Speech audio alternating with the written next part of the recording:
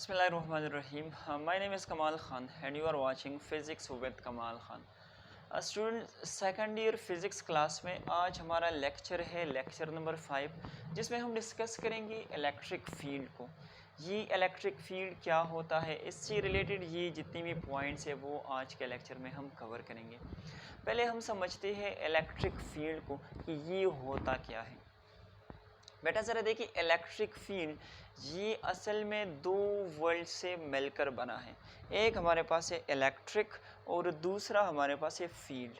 अब इलेक्ट्रिक का क्या मतलब होता है, तो इलेक्ट्रिक से यहाँ पर हमारा मतलब होगा इलेक्ट्रिक चार्ज और फील्ड से हमारा मतलब होता है रीजन।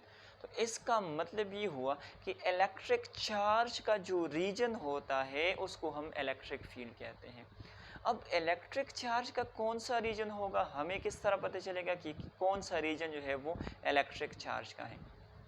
तो बेटा याद रखिए, कोई भी अगर हमारे पास स्टैटिक इलेक्ट्रिक चार्ज हो या कोई भी एक इलेक्ट्रिक चार्ज है तो उसकी सराउंडिंग में एक रीजन ऐसा होता है जहाँ पर हम उस इलेक्ट्रिक चार्ज के इफ़ेक्ट को महसूस कर सकते हो, तो उस रीजन को हम इलेक्ट्रिक फील्ड कहेंगे। अब ये कौन सा रीजन होगा और हम किस तरह से इस इलेक्ट्रिक चार्ज के इफ़ेक्ट को महसूस करेंगे, तो अगर हम किसी दूसरे चार्ज को उस रीजन के अंदर प्लेस करेंगे तो उसके ऊपर एक इलेक्ट्रोस्टैटिक फोर्स अमल करेगा। वो इलेक्ट्रोस्टैटिक फोर्स हमारे पास अट्रैक्टिव भी हो सकता है और वो हमारे पास रिपल्सिव भी हो सकता है। तो जिस रीजन के अंदर ये फोर्स एक्ट करेगा उस रीजन को हम कहेंगे इलेक्ट्रिक फील्ड। तो स्टार्ट करते हैं। फर्स्ट हेडिंग यहाँ पर लगा ली इंट्रोडक्शन। इंट्रोडक्शन में आप लोगों ने लिखना है कि यहाँ पर हमारे पास दो वर्ड्स हैं, एक है इलेक्ट्रिक जिससे हम मतलब लेंगे इलेक्ट्रिक चार्ज, क्लियर।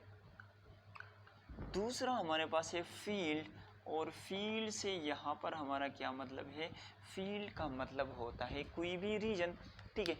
तो एक ऐसा रीजन जिसके अंदर हम इलेक्ट्रिक चार्ज की इफ़ेक्ट को महसूस करें तो उस रीजन को हम कहते हैं इलेक्ट्रिक फील्ड। तो डिफिनीशन मेरे पास आ गया, द रीजन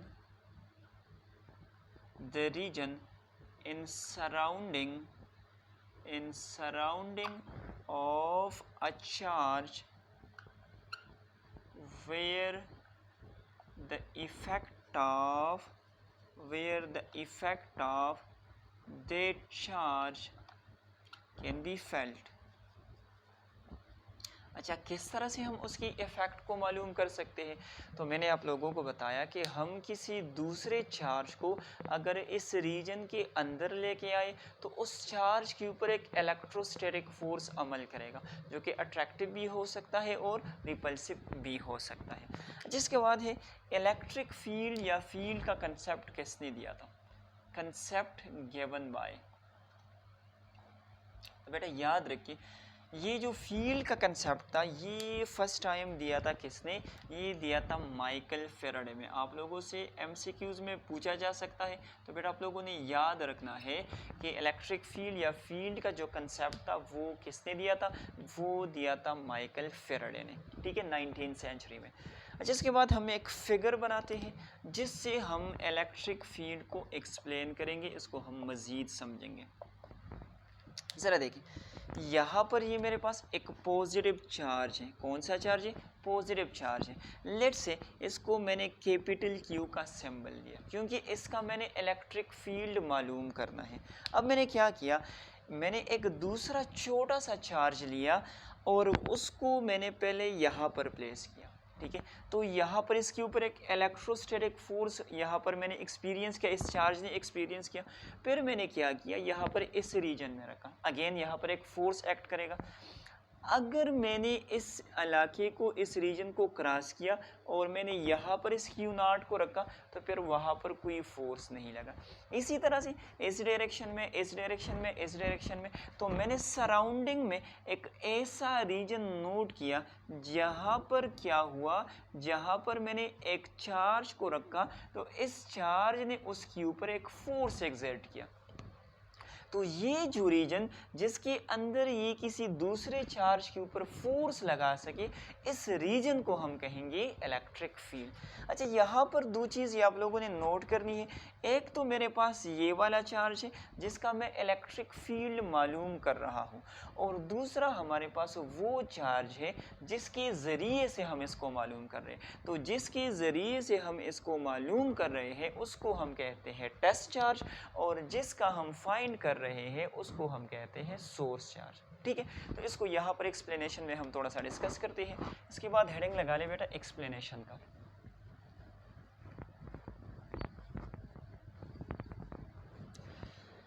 हेडिंग लगा ले एक्सप्लेनेशन।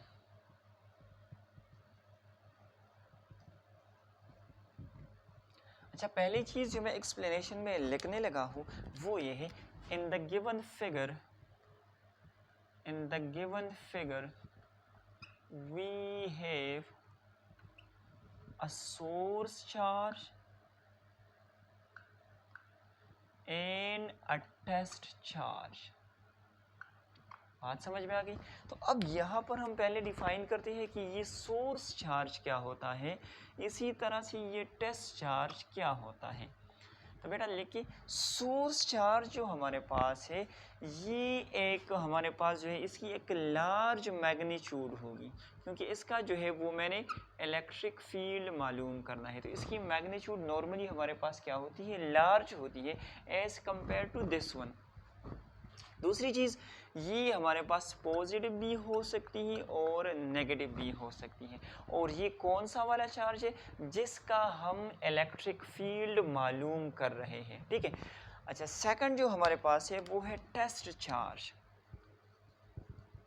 जिसके ज़रिए से हम मालूम कर रहे हैं तो उसको हम कहते हैं टेस्ट चार्ज। तो बेटा याद रखिए, ये हमारे पास स्मॉल मैग्नीट्यूड का एक चार्ज होता है। इसकी मैग्नीट्यूड क्या होगी, इसकी मैग्नीट्यूड हमारे पास स्मॉल होती है, और इसको हम कंसिडर करते हैं ऑलवेज पॉजिटिव। क्या कंसिडर करते हैं इसको, हम ऑलवेज पॉजिटिव कंसिडर करते हैं।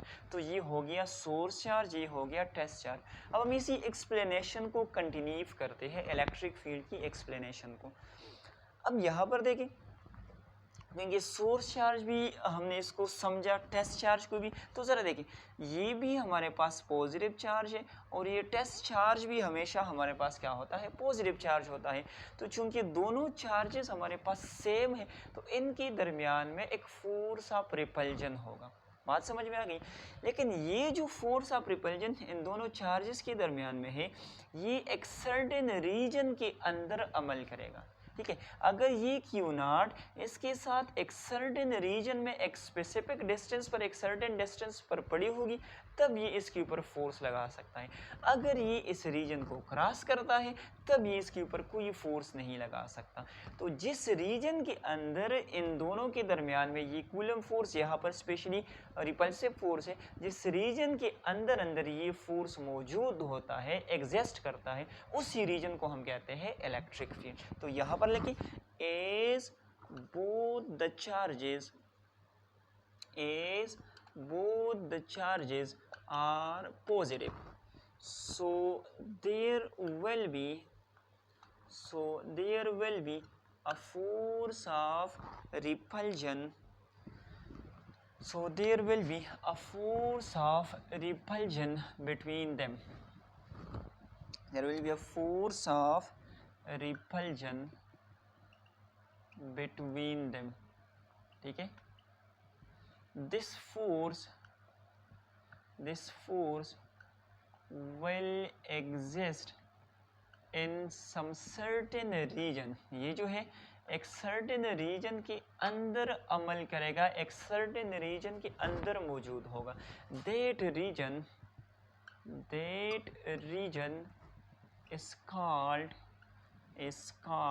Electric field. उस रीजन को हम क्या कहते हैं, उस रीजन को हम कहते हैं इलेक्ट्रिक फील्ड। तो आई होप आपको यहाँ तक सारा कुछ क्लियर होगा। लास्ट जो चीज़ मैं यहाँ पर डिस्कस करने लगा हूँ वो है नेचर। इसको मैं ज़रा इरेज कर देता हूँ, आप लोगों ने इसको ड्रा किया होगा। अच्छा, नेचर का हेडिंग लगा ले। एक तो ये है कि इलेक्ट्रिक फील्ड जो हमारे पास है ये एक वेक्टर फील्ड है, इसकी एक स्पेसिफिक डायरेक्शन होती है जो कि अगले लेक्चर्स में इंशाल्लाह हम मज़ीद इसको डिस्कस करेंगे। तो फर्स्ट यहाँ पर लेके ये हमारे पास क्या है, ये वेक्टर फील्ड है, ठीक है। और दूसरी चीज़ ये हमारे पास कंजर्वेटिव होता है। कंजर्वेटिव आप लोग पढ़ चुके हो कि ऐसा फील्ड जिसमें क्या हो, जिसमें हमारे पास total work done on a closed path वो ज़ीरो के बराबर हो, और दूसरी प्रॉपर्टी हमारे पास वर्क डन जो है वो independent from the path followed हो।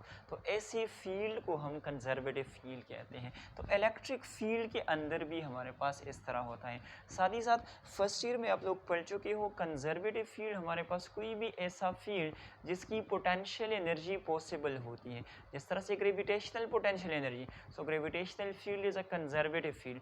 जिस तरह से electric potential energy, so electric field is a conservative field. Clear है। इसकी नेचर हमारे पास क्या है, ये एक वेक्टर फील्ड है और साथ ही साथ ये हमारे पास क्या है, कंजर्वेटिव फील्ड है। तो आज के लेक्चर में हमने इलेक्ट्रिक फील्ड को स्टडी किया। इंशाल्लाह नेक्स्ट लेक्चर में हम डिस्कस करेंगे इलेक्ट्रिक फील्ड इंटेंसिटी को। आज के लिए इतना ही। Thank you so much. अल्लाह हाफिज़।